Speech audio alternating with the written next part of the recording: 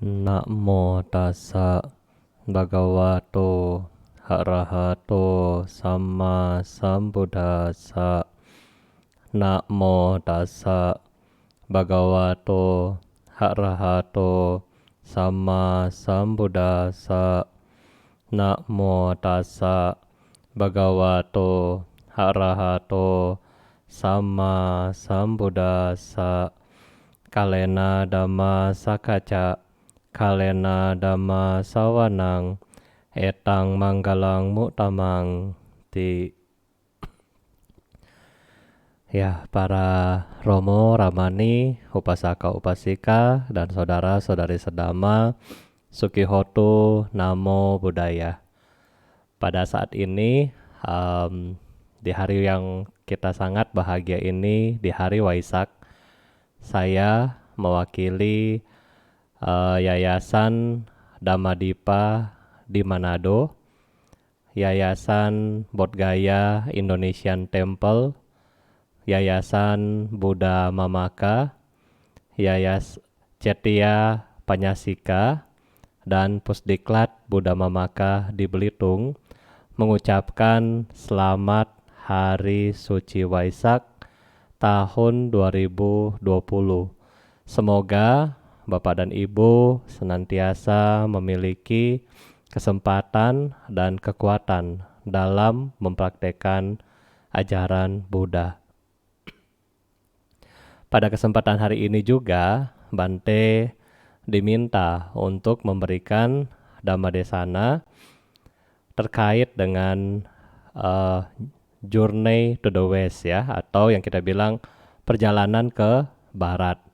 Nah, jadi dalam kurang lebih 45 menit ke depan, Bante akan bercerita bagaimana perjalanan di India dan apa yang kita bisa bawa pulang dari India, ya. Bapak, Ibu, dan saudara-saudari sedama, tadi pagi jam 10, Yang Mulia Bante Kamsai sudah menceritakan kepada kita bagaimana Siddhartha lahir hingga tercapailah pencerahan sempurna dan memasuki parinibbana. Nah, pada saat sekarang Bante akan menceritakan kepada Anda apa yang ada di tempat-tempat suci yang ada di India ini, ya. Nah, jadi kalau kita bilang pilgrim atau kita bilang perjalanan ke India, mungkin sebagian besar dari Bapak Ibu, wah, makanan India bagaimana Bante? Terus cuaca di India bagaimana Bante? Dan mau tinggal di mana? Seterusnya, itu pasti bingung, ya. Sampai di sana mau ngapain dan seterusnya. Nah, sekarang Bante mau cerita apa saja yang akan kita lakukan selama di India. Situs umat Buddha yang terkenal adalah 4, Bapak Ibu. Berdasarkan Mahaparinibbana Sutta, di mana Yang Mulia Bante Ananda bertanya kepada Buddha, Sang Bhagawa, bagaimana kami akan menghormati Anda? Nah, Buddha kemudian mengucapkan, kalau Anda memiliki tekad yang kuat, Anda memiliki keyakinan yang kuat, maka pergilah ke tempat empat utama, yaitu di mana Bodhisattva dilahirkan, atau kita bilang Lumbini. Saat ini Lumbini ada di negara Nepal, di mana Bodhisattva mencapai tingkat kebuddhaan, yaitu di Bodhgaya. Dan yang ketiga, di mana Sang Buddha membabarkan Dhamma untuk pertama kali, yaitu sekarang ada di Varanasi, tempatnya Sarnath. Dan yang keempat, di mana Buddha memasuki parinibbana, yaitu di Kusinara. Selain bagi upasaka dan upasika yang mengunjungi empat tempat ini dengan penuh keyakinan, maka Anda akan muncul, Bapak Ibu, muncul suatu keyakinan dan dipercaya. Disebutkan dalam surah ini, siapapun yang muncul keyakinan dari 4 tempat suci yang Anda sudah kunjungi, maka ketika Anda meninggal, Anda akan lahir di alam surga, ya. Nah, di alam bahagia. Oleh karena itu, ayo kita ke India. Nah, di India 4 tempat utama dan saat ini ditambahkan 4 tempat sekunder. Kalau yang tadi 4 tempat yang primer, ya.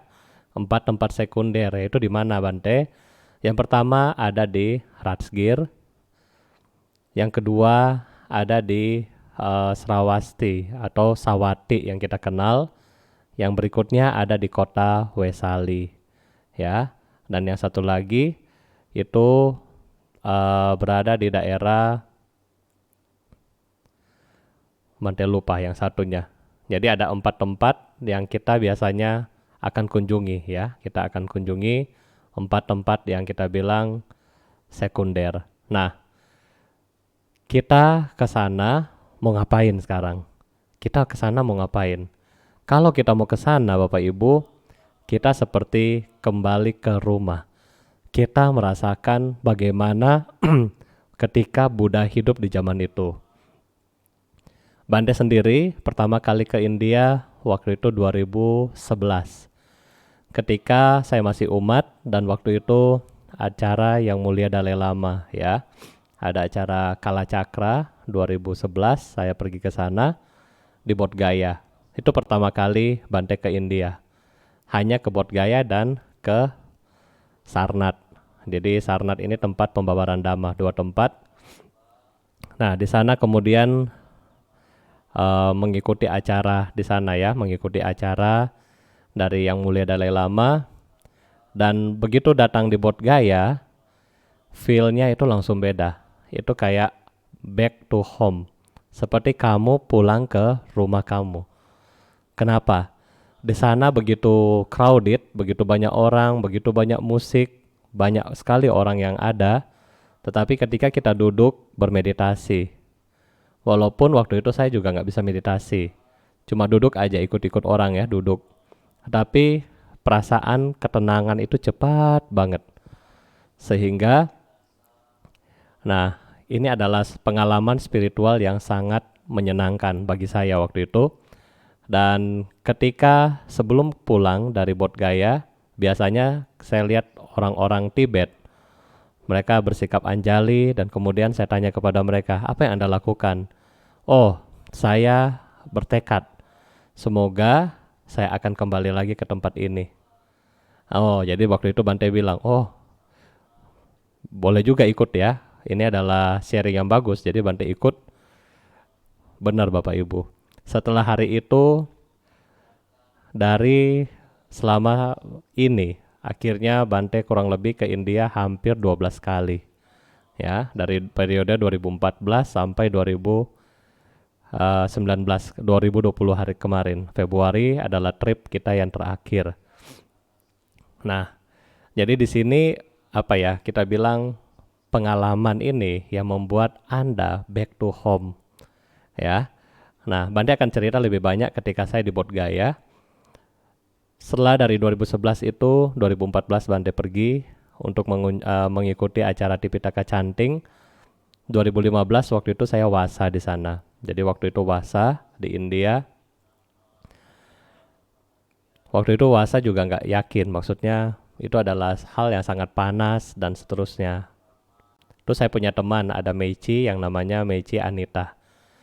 Dia bilang saya, Bante, if you dare, kalau kamu takut, kamu kalah dong sama saya yang seorang wanita. Terus saya pikir-pikir, iya juga ya. Terus dia juga bilang, masa kamu kalau kamu mau tahu penderitaan Buddha, kamu mesti datang di tempat ini untuk puasa. Jangan datang di musim dingin, datang di musim panas. Kalau musim dingin enak kan? Wah, nyaman. Tapi datang di musim panas itu benar-benar luar biasa. Nah, akhirnya waktu itu Bante pergi, waktu itu puasa di sana, dan benar-benar panas banget. cuaca kurang lebih 40 Celcius. Jadi habis mandi, keluar kamar mandi, sudah keringatan lagi. Nah, tetapi dari situ apa yang kita pelajari Bapak Ibu? Ketika Wasa di sana sangat tenang, dan di sana banyak para biku dari berbagai negara, dari berbagai tingkat pendidikan yang melatih diri mereka di Bodh Gaya.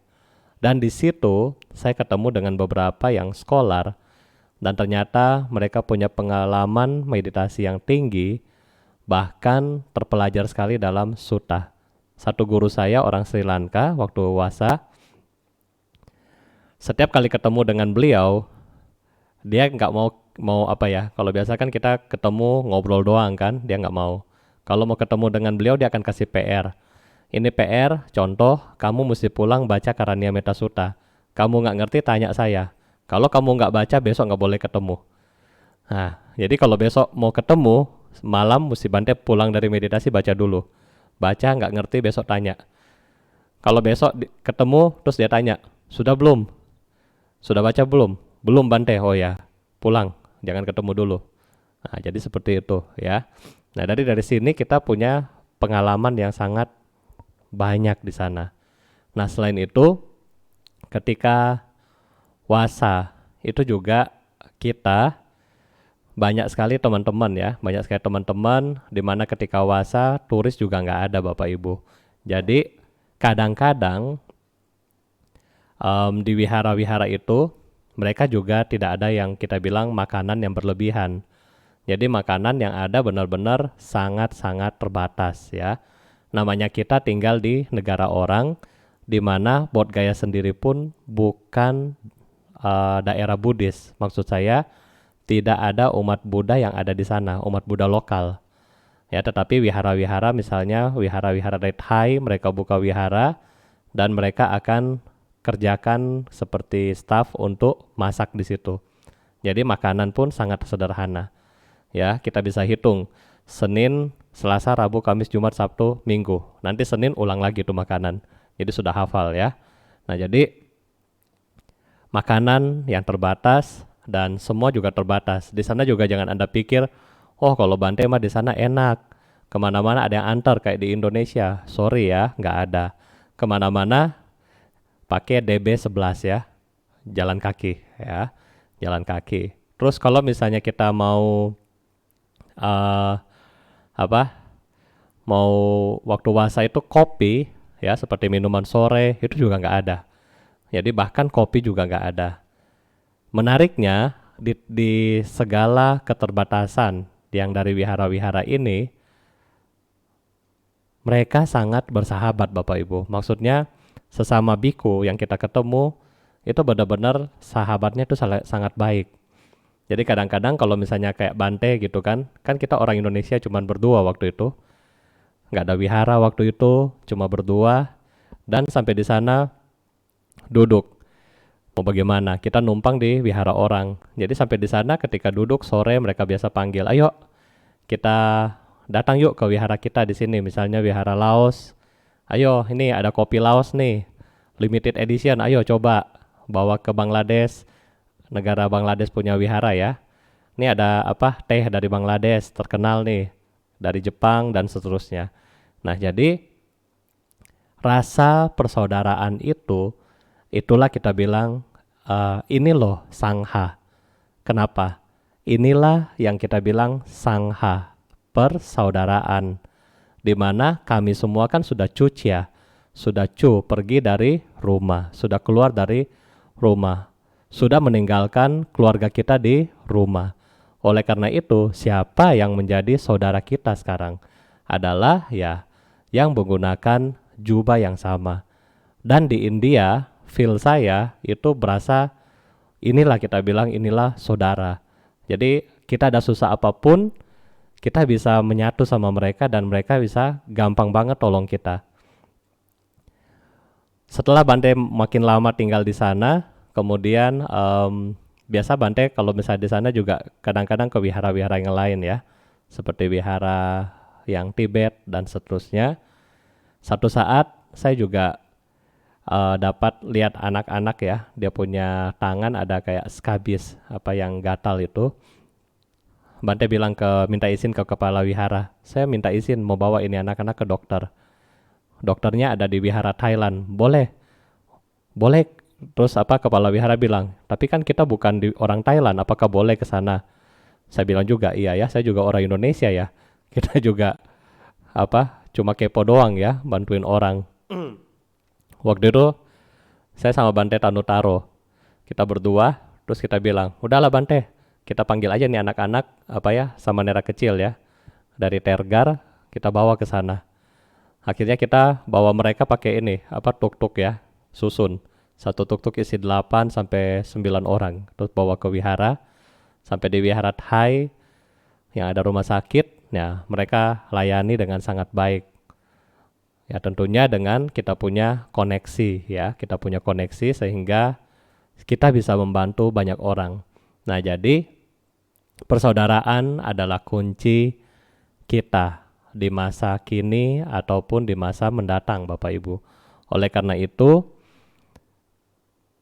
persaudaraan ini yang Bante rasakan sangat hangat di Bodh Gaya, sehingga apa ya, setiap tahun itu pengen mau ke sana. Bahkan kadang-kadang malam, mungkin Anda lihat dalam chantingnya Cetya Panyasika kok pakai gambar di India semua. Ya, karena Bante sudah pengen kembali ke India ya. Cuma karena ini corona nggak bisa pulang.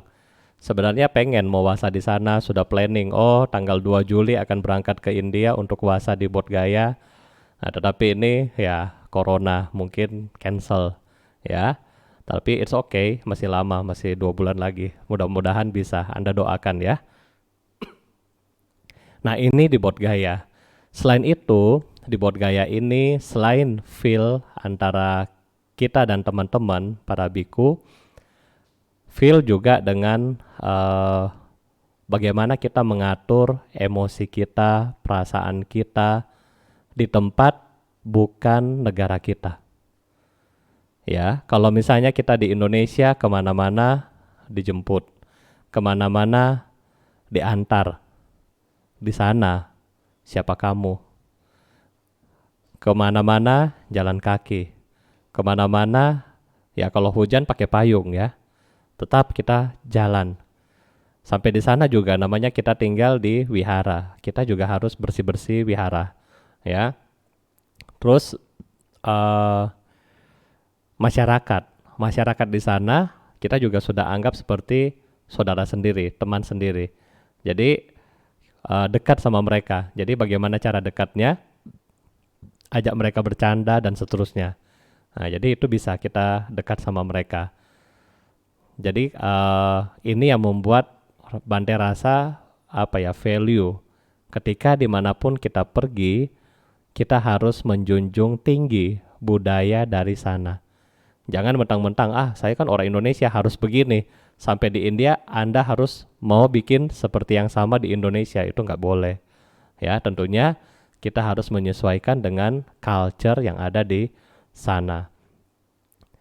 Dan pada akhirnya tahun 2020 ya, tahun ini ya akhirnya setelah sekian lama dari 2014 Bante ke sana, 2020 ini akhirnya kita ada wihara di sana ya. Saat ini ada 2 Bante di sana, Bante Jokwi atau Bante Sacayano dan Bante Citasanto. Ada tinggal di India, kena lockdown, nggak boleh pulang. Terus ada Upasaka, Bapak Johan ya ada di sana, dan ada Mr. Kapin, staf kita di Wihara Indonesia Bodh Gaya di India. Nah, sekarang mereka yang operasional di sana, maintain untuk wihara di sana.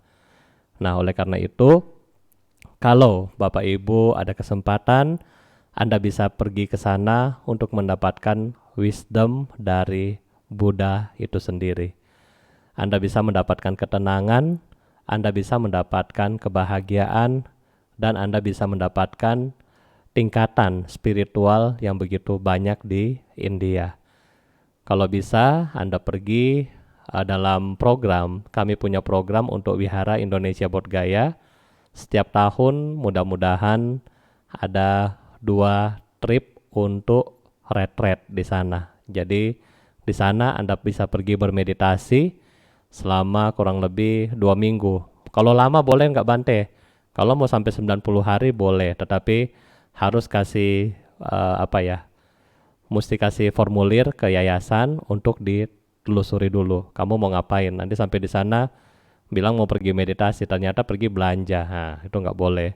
Ya, jadi kita mau ke sana mau ngapain? Oh, saya mau ikut acara, misalnya acara Dalai Lama atau siapa, boleh, nggak apa-apa. Boleh tinggal di Wihara Indonesia Bodh Gaya. Dan kalau Anda di Bodh Gaya, di sana ada yang kita bilang pohon bodhi, Wajrasana. Wajrasana ini adalah singhasana ya, tahta tempat Buddha Bodhisattva mencapai Buddha, sehingga di sana dipercaya Bapak Ibu, wajra berarti tidak terhancurkan. Dipercaya di tempat ini juga nanti Buddha Maitreya akan datang untuk tercerahkan di tempat ini juga. Oleh karena itu, teman-teman saya dari negara Bangladesh, waktu itu dia jalan dan cerita sama Bante, dia bilang, Afuso kan saya lebih junior. Afuso, kalau kamu di sini ya, kamu coba bertekad, dia bilang, dengan kita punya sila yang sedikit, meditasi yang sedikit, dan wisdom yang masih sedikit, kita bertekad, semoga satu saat nanti ketika Buddha Maitreya datang di tempat ini, kita juga bisa hadir di sini. Ya, kita juga bisa hadir, punya semua kondisi sehingga ketika Buddha Maitreya berbicara tentang sutta, kita sudah ya bisa mencapai pencerahan juga. Nah, ini adalah wish yang Bante harus kasih tahu ke Anda ketika Anda ke Bodh Gaya, ya. Dan setelah dari Bodh Gaya, Bapak Ibu, ada beberapa tempat yang kita bisa kunjungi, ya. Dari Bodh Gaya, Anda bisa kemudian jalan ke 2 jam ke arah utara. Di sana ada Rajgir, di mana di Rajgir ini tempat Raja Bimbisara. Di Rajgir ada beberapa tempat seperti yang kita kenal sebagai Weluwana Arama. Weluwana Arama ini adalah tempat di mana 1250 arahat berkumpul, dan di situ juga Buddha membabarkan Owada Patimokkha yang kita kenal dengan kata Magha Puja atau hari bulan Magha. Nah, dari Weluwana tempat di depan sedikit itu ada Goa Satapani, ya. Satapani ini tempat di mana para arahat duduk untuk mengadakan konsili Sangha pertama. Naik sedikit ada Bukit Gwijakuta. Dipercaya sama orang Mahayana, disebutkan di situ Buddha membabarkan Saddhamma Pundarika Sutra atau Pu Menping ya di sana. Dan kemudian ada juga yang satu tempat di Rajgir di mana dibilang Sona Bandar, tempat Raja Bimbisara menyimpan harta. Ada juga tempat di mana Bimbisara di penjara. Di situ juga ada tempat klinik dari Jiwaka. Ada juga tempat di mana Buddha membabarkan Sakapanha Sutta, dan di dekat situ juga ada goa di mana Bante Mahamonggalana mencapai parinibbana. Ya, ini semua ada di Rajgir. 30 menit dari Rajgir Anda bisa menuju ke Nalanda. Nah, di Nalanda ini adalah kampus yang terbesar saat itu. Di kampus ini faham dari Mahayana ini sangat baik berkembang di sini ya. Seperti guru-guru besar yang mungkin terkenal dalam Mahayana Tibet, ya seperti Santidewa yang kita selalu baca dalam sesi setiap yang kita setiap chanting doa dedikasi itu berasal dari Santidewa. Buku beliau yang sangat terkenal yaitu Jalan Menuju Bodhisattva. Ya, ada juga di situ Nagarjuna, baru Bante Asangga dan seterusnya. Mereka-mereka adalah guru besar yang pernah ada di Nalanda. Dan menariknya Bapak Ibu, di Nalanda ternyata pernah ada satu bagian yang disumbangkan oleh Raja Sriwijaya. Mereka pernah berdana satu tempat yang terdiri dari kuti dan wihara ya, satu blok begitu, yang pernah didanai oleh Sriwijaya ya, orang dari Sumatera waktu itu. Nah, jadi di Nalanda ada peninggalan wihara Indonesia pertama ya. Tinggal peninggalan sekarang. Dan ada baiknya, satu-satunya bangunan yang paling utuh yang Bante lihat hanya Nalanda, hanya yang bagian orang Indonesia ini. Yang lain sudah tinggal pondasi, tetapi yang orang Indonesia berdana ini sangat tinggi, masih bagus gedungnya ya. Itu masih Anda bisa lihat nanti kalau Anda ke Nalanda. Nah, dekat-dekat Nalanda di situ ada kampung dari Bante Sariputta, di mana tempat Bante Sariputta lahir. Nah, Bante pernah jalan kaki ke situ. Terus ada juga Black Buddha, di mana Black Buddha ini dipercaya adalah bekas satu cetia yang ada di Nalanda. Ketika Nalanda dibakar, Black Buddha ini nggak hancur, ya, nggak hancur. Akhirnya sama orang Thailand, mereka percaya patung ini sakti. Katanya karena nggak hancur ya, sudah dibakar, sudah dihancurin, nggak hancur. Jadi ini Black Buddha. Anda juga bisa ke sana. Dekat dari sana ada yang kita bilang Swansang Memorial Hall atau museum untuk mengenal Tong Samcong yang kita tahu. Karena semua rute perjalanan ini ditulis dengan detail oleh Tong Samcong. Dia datang dari mana, di sana ada apa, nah dia yang kasih tahu, sehingga jadilah perjalanan ziarah seperti ini. Nah, naik sedikit dari Rajgir adalah kota Patna. Patna ini disebutkan Pataliputra. Itu adalah kerajaan dari Ajatasattu. Naik sedikit ke atas, mendekati ke arah Wesali. Di mana di Wesali ini terdapat di Wesali terdapat wihara untuk pentabisan bikuni pertama kali. Di Wesali juga terjadi pembabaran Ratana Sutta pertama kali ya. Ratana Sutta yang sering kita baca tiap malam untuk mengatasi wabah penyakit itu ada di Wesali. Nah, di Wesali juga Buddha menunjukkan kesaktian ya di sana.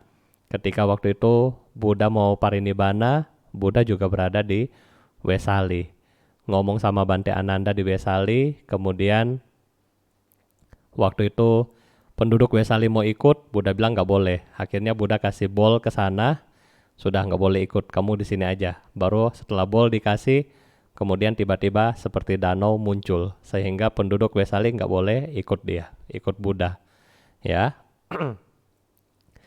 Nah, selanjutnya setelah dari Wesali ke arah utara, Anda bisa ke Kushinara, di mana tempat Buddha mencapai parinibbana, Bapak Ibu. Dari Kushinara, di sana terdapat beberapa spot. Dari Kushinara ke arah utara lagi, kita bisa ke Lumbini. Nah, di Lumbini, Nepal, ya Anda harus punya visa, foto ya 3x4. Kemudian Bante sarankan kalau Anda di Nepal sebaiknya 2 hari. Kenapa? Di Nepal banyak sekali tempat yang bagus yang jarang dikunjungi. Jadi selain Lumbini, ternyata di sana ada Kapilavastu. Ada juga tempat kelahiran 2 Buddha sebelumnya. Konagamana Buddha dan yang satu Kakusanda Buddha. Ada di Nepal. Terus di Nepal juga ada satu stupa yang berisi relik Buddha dan belum bisa dibongkar sampai hari ini karena dijaga oleh naga. Nah, kemarin grup yang sama Bante Februari, mereka sudah keliling ini semua. Ya, dan ketika kita datang di tempat di mana relik ini masih ada, itu benar-benar feel-nya itu beda ya. Karena apa ya? Mungkin sugesti juga, tetapi ya mereka yang ikut rasa semuanya bahagia karena bisa datang di tempat ini. Nah, selanjutnya dari Lumbini kita bisa ke Srawasti, di mana Buddha menghabiskan masa wasa lebih dari 24 tahun di sana, di Sawati yang kita kenal. Di Sawati sendiri juga banyak sekali Buddha mengadakan pengajaran Dhamma di sana ya. Termasuk murid-murid Buddha yang terkenal yang ada di Sawati seperti Anggulimala, Anathapindika, Wisaka, Pasenadi Kosala. Nah, ini semua ada di Sawati. Di Sawati yang terkenal juga di mana ketika Buddha membabarkan seperti khotbah Manggala Sutta, terus yang dalam teks Mahayana Cingkangcing ya, atau yang kita bilang Diamond Sutra. Sutra Intan itu juga di Sawati. Dan di Sawati juga Buddha mengadakan keajaiban di mana beliau turun dari beliau naik di atas pohon mangga. Kemudian dari pohon mangga tubuh beliau terbagi di atas beberapa bagian. Dan dari Sawati Anda bisa pergi ke satu tempat di namanya Sankasya. Itu ada di dekat Lucknow. Sankasya di mana Buddha setelah turun dari surga Tawatimsa, turun dia di daerah sini. Jadi setelah Buddha mengajarkan Abhidhamma di Tawatimsa kepada ibunya, kemudian Buddha turun dari surga dengan dibilang ada 3 tangga ya, 3 tangga, dan waktu itu semua makhluk bisa saling kelihatan. Apakah dewa bisa melihat manusia, manusia bisa melihat dewa, kemudian manusia bisa melihat hantu, dan seterusnya. Nah itu waktu turun dari situ ya. Dan manusia waktu itu juga bisa melihat alam neraka. Ya, waktu Buddha turun dari surga Tawatimsa ya, waktu itu untuk mengunjungi mamanya. Dari Sankasya Anda bisa datang ke arah bawah lagi ke Sarnath, di mana Buddha membabarkan Dhamma untuk pertama kalinya. Nah, jadi ini semua yang perjalanan yang bisa Anda kunjungi selama Anda di India, Bapak Ibu. Tetapi yang paling menarik dari semua ini ya adalah masing-masing Anda. Biasanya berdasarkan jodoh karma Anda akan lebih suka di tempat yang mana ya. Nah, ini. Dan dari cerita yang menarik yang Bante paling suka dari semua adalah ketika Buddha di hari terakhir, kalau kita lihat perjalanan yang begitu panjang Bapak Ibu. Ini kalau kita keliling ini panjang sekali. Tetapi kurang lebih selama hidupnya sekitar 45 tahun Buddha begitu punya welas asih, punya usaha, punya semangat untuk terus mengajar, dan mengajar. Kalau kita tahu orang India itu adalah orang-orang yang pinter, walaupun dia nggak terpelajar tapi dia pinter. Mereka punya kepintaran itu sangat tinggi dan mereka berani berdebat. Kalau Anda mengajarkan sesuatu, belum tentu dia langsung terima. Nah, oleh karena itu, kita melihat bagaimana Buddha dan para siswa zaman itu ya, mereka membabarkan Dhamma satu persatu. Ketika Pindapata, mereka mungkin diusir. Ketika mereka mulai membabarkan Dhamma, mungkin dibubarkan ceramahnya, dan seterusnya. Tetapi semangat untuk mengajar itu tetap ada. Sehingga karena semangat itulah kita bisa ada hari ini. Oleh karena itu, kita mempelajari bahwa semua yang sudah Buddha ajarkan selama 45 tahun, mari kita jangan menyia-nyiakan hidup dari kita dan jangan menyia-nyiakan pengorbanan dari seorang Buddha dan para siswa di masa lampau. Dengan apa caranya? Kita mulai hari ini, kita memperbaiki diri kita untuk lebih tekun mempelajari dan mempraktekkan Dhamma. Gak ada yang susah, nggak ada yang kita bilang berat, tetapi yang ada karena kita belum mau. Kalau kita mau, maka kita bisa lakukan. Ya, kalau Anda mau, pasti Anda bisa. Bante 100% yakin. Kalau ada kemauan, disitulah ada jalan. Saya sendiri Bapak Ibu bisa seperti ini, bisa menggunakan teknologi seperti ini, itu bukan loh, bukan orang IT ya, bukan. Ini anak ekonomi, sekolahnya ekonomi, bukan IT. Tetapi bisa melakukan kerjaan seperti ini, IT, bisa ceramah dhamma, padahal bukan STAB, tetapi karena apa? Karena mau untuk berusaha, mau untuk maju, mau untuk melakukan, mau untuk mempraktekkan. Kalau maunya yang positif, maka ayo kita bisa lakukan. Kalau maunya yang negatif, juga pasti Anda bisa lakukan. Jadi dimulai dari kata mau berusaha. Yang pasti kalau Anda mau mempraktekkan Dhamma, pasti kebahagiaan akan mengikuti Anda. Guru saya, salah satu guru saya, Yang Mulia Bante Krisada ya, Yang Mulia Dr. Acan Krisada, dia yang sumbang emas di Bodh Gaya 289 kilo emas. Dia cuma bilang ke saya, dia bilang, look at me, dia bilang ya, look at me, you see me every day come to Bodhi tree for chanting, morning and evening, every day. Terus saya bilang, why Acan do it? I not see every abbot, tidak melihat semua kepala wihara datang di sini, cuma kamu yang datang tiap hari. Dan dia jawab, more you give, more you get. More you practice, more you gain. Oke, lebih banyak kamu memberi, maka makin banyak kamu mendapatkan. Makin banyak kamu praktek, makin cepat kamu meningkat. Oleh karena itu, praktek setiap hari, jangan lengah, tidak usah putus asa, karena semua kejadian yang kita rasakan hari ini adalah berasal dari buah karma kita. Gak mungkin titipan orang lain, gak ada itu Bapak Ibu. Ya, karena karma adalah pasti kita dapatkan. Apakah baik atau buruk, pasti dia akan kembali kepada kita. Walaupun kata Ayu Ting Ting Anda pakai alamat palsu, tetap dia bisa kembali kepada kita. Harus semangat.